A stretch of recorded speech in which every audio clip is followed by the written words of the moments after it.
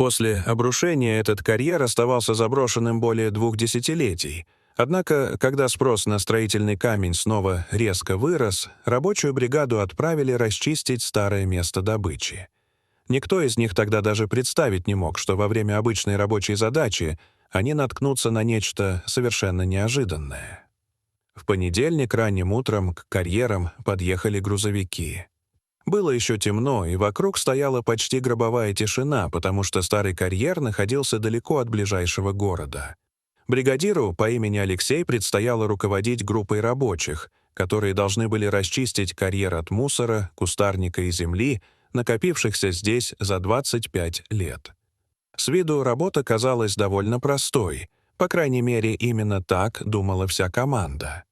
Однако позже им пришлось убедиться, что это было серьезным заблуждением. Задача, поставленная перед Алексеем и его людьми, заключалась не только в расчистке территории до голых каменных стен, но и в расширении карьера более чем на 100 футов, чтобы в будущем увеличить объемы добычи камня. За последние годы рынок строительных материалов начал расти невероятно быстро, поэтому многие старые карьеры, давно закрытые и забытые, снова решили ввести в эксплуатацию. На расчистку территории у команды ушло примерно 2 дня. У рабочих была тяжелая техника, бульдозеры, экскаваторы и современное буровое оборудование, благодаря чему работа продвигалась довольно быстро. Люди шутили, переговаривались и строили планы, ведь расширение карьера означало долгую и хорошо оплачиваемую работу. На 3-й день на дно карьера опустили большой экскаваторный кран, и рабочие начали постепенно углублять стены. Все шло спокойно до тех пор, пока внезапно не раздался оглушительный металлический звук. Громкий лязг эхом разнесся по каменным стенам. Все люди сразу замерли и переглянулись. Такой звук обычно возникает, когда металл ударяется о металл. Но в этом карьере не должно было быть никаких металлических конструкций. Алексей понял, что ковш экскаватора ударился обо что-то твердое, однако никто не мог понять, что именно скрывалось под землей. Рабочие бросили инструменты и поспешили к месту удара. Когда они заглянули в образовавшуюся яму, их фонари осветили странную металлическую поверхность. Она тускло блестела желтоватым цветом, но из-за слоя земли и ржавчины было трудно определить, что это за предмет. Алексей приказал принести лопаты и буровое оборудование, чтобы аккуратно освободить объект из земли. Люди с любопытством принялись копать вокруг находки. Сначала им показалось, что это небольшой кусок металла, но вскоре стало ясно, что объект намного больше, чем они думали. Когда они расчистили края, выяснилось, что его диаметр составляет около 5 футов. Рабочие начали перешептываться, пытаясь угадать, что это может быть. Кто-то предположил, что это старый сейф с сокровищами. Возможно, внутри спрятано золото или деньги. Однако эти догадки оказались очень далеки от правды. Когда объект окончательно освободили и подняли с помощью крана, вся команда окружила его. Металл был сильно проржавевшим после долгих лет под землей, но на нем все еще можно было разглядеть детали. С обеих сторон находились двери. Алексей осторожно потянул за одну из ручек и с удивлением обнаружил, что она легко открылась. Перед ними оказался короткий металлический проход примерно 3 футов длиной, похожий на укрепляющую шахтную секцию. Такие конструкции раньше использовали для укрепления туннелей, чтобы удерживать массивы земли над проходами. Алексей сразу понял, что это может означать. Он подошел к краю ямы и внимательно посмотрел вниз. Его подозрения подтвердились. Под металлической секцией находился старый туннель. Рабочие одновременно почувствовали возбуждение и тревогу. Никто не знал, что именно скрывается внутри. Алексей глубоко вдохнул и сказал спокойным голосом: «Ладно, мы проверим, что там». Он приказал взять фонари. Хотя несколько человек явно колебались, большинство все же последовали за своим бригадиром. Когда они спустились внутрь, воздух был наполнен пылью и паутиной. Однако стены туннеля выглядели удивительно ровными и прочными. Казалось, что когда-то этот проход был построен очень умелыми инженерами. Возникал вопрос, кто его сделал и почему он все еще сохранился. Лучи фонарей освещали старые ржавые балки, поддерживающие потолок. Было ясно, что туннель проектировали так, чтобы он мог выдерживать огромные нагрузки. Дальше проход слегка изгибался, и с каждым шагом воздух становился холоднее. Вокруг стояла странная атмосфера таинственности. Единственным звуком был хруст земли под ботинками.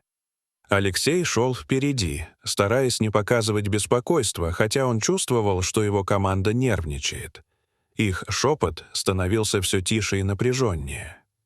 Внезапно тишину прорезал странный звук. По туннелю прокатился протяжный, почти мелодичный вой. Люди резко остановились. Лучи фонарей задрожали в их руках. Некоторые начали паниковать, боясь, что туннель может обрушиться в любую секунду.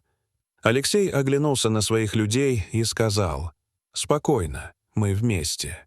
Но даже он сам заметил, что его голос слегка дрожит. Несколько рабочих решили, что больше не хотят рисковать. Один из них, мужчина по имени Виктор, пробормотал, что не собирается оставаться здесь ни минуты. Он развернулся и направился обратно. Еще несколько человек последовали за ним. Их шаги постепенно затихли в темноте. Алексей не стал их останавливать, потому что понимал, что страх может только навредить в таких условиях. В итоге в туннеле остались он и еще 5 человек. Они продолжили путь. Постепенно проход становился уже, а балки располагались все ближе друг к другу. Алексей заметил, что на балках нанесены цветные отметки одинаковой формы, но разных оттенков. Ему показалось, что эти метки как будто ведут куда-то вперед. И это предположение оказалось недалеко от истины. Вскоре они снова услышали звук, на этот раз более тихий, но напоминающий странный зов. Алексей прошептал, чтобы все двигались осторожно. Туннель резко повернул, и когда они обогнули изгиб, перед ними открылась большая подземная камера. Каменные стены были покрыты сложными рисунками и отметками. У одной из стен лежали старые инструменты. Несмотря на возраст, они выглядели аккуратно сложенными. Один из рабочих тихо спросил, что это за место. Алексей лишь пожал плечами. В этот момент снова раздался звук, а затем послышались шаги. Было ясно, что кто-то приближается. Люди быстро спрятались за валунами и приглушили фонари. Через несколько секунд в помещение вошла группа пожилых мужчин в старой рабочей одежде. Их седые волосы и морщинистые лица говорили о тяжелой жизни. Один из них держал масляный фонарь. Когда он качался в руке, металлическая петля издавала тот самый воющий звук, который команда слышала в туннеле. Старики спокойно занялись своими делами, зажигая дополнительные лампы. Когда помещение стало светлее, рабочие увидели импровизированные кровати, сделанные из старых тележек и шахтного оборудования. Один из людей Алексея случайно ахнул от удивления. Звук оказался достаточно громким. Один из стариков сразу насторожился и крикнул в темноту: «Кто там?». Алексей хотел подать знак молчать, но было уже поздно. Старик начал приближаться. Алексей и его люди побежали обратно к туннелю, однако голос остановил их. «Подождите, мы не причиним вам вреда». В его тоне не было угрозы. Алексей остановился и обернулся. Старик с фонарем стоял на месте и не пытался их преследовать. Алексей решил вернуться. Когда они снова подошли ближе, старик представился. Его звали Михаил. Он спросил, как они нашли это место. Алексей рассказал, что их бригада расчищала карьер наверху и случайно обнаружила старую металлическую секцию, ведущую в туннель. Услышав это, Михаил широко раскрыл глаза. Остальные мужчины тоже выглядели встревоженными. Михаил тихо пробормотал: «Спустя столько лет...» Затем он неожиданно начал плакать. Алексей и его команда были потрясены. Старик объяснил, что он и остальные люди когда-то были шахтерами, работавшими в этом карьере много лет назад. Однажды произошло сильное землетрясение, вызвавшее обрушение туннелей. Большинство рабочих смогли выбраться, но несколько человек оказались заперты глубоко под землей. Сначала они пытались откопать выход, но быстро поняли, что это невозможно. Они ждали спасателей, однако никто так и не пришел. Со временем они решили, что их посчитали погибшими. Тогда им пришлось приспособиться к жизни под землей. К счастью, в шахте были большие запасы продовольствия, предназначенные для целой компании шахтеров.